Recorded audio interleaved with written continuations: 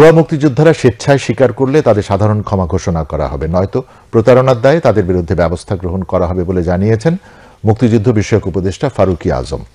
শহীদ বুদ্ধিজীবী এবং মহান বিজয় দিবস উদযাপন এবং মুক্তিযুদ্ধ বিষয়ক মন্ত্রণালয়ের সার্বিক কার্যক্রমের নিয়ে অনুষ্ঠিত সংবাদ সম্মেলনে তিনি একথা জানান।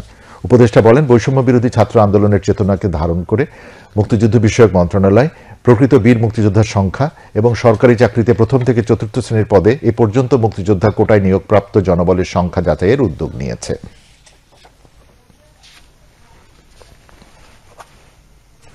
মুক্তিযোদ্ধা না হয়েও এখানে মুক্তিযোদ্ধা হিসাবে তারা তালিকাভুক্ত হয়েছে, গেজেটভুক্ত হয়েছে এবং সুবিধাদি গ্রহণ করছে। এটা একটা জাতির সাথে প্রতারণা, এটা ছোটখাটো অপরাধ নয়, অনেক বড় অপরাধ। তো আমরা এটাকে এই আদালতের কাছ থেকে যখন এই বিষয়টা নির্ণীত হবে তখন আমরা তাদের তো বাতিল করবই এবং এটার জন্য প্রয়োজনীয় সাজার জন্য আমরা ব্যবস্থা করব।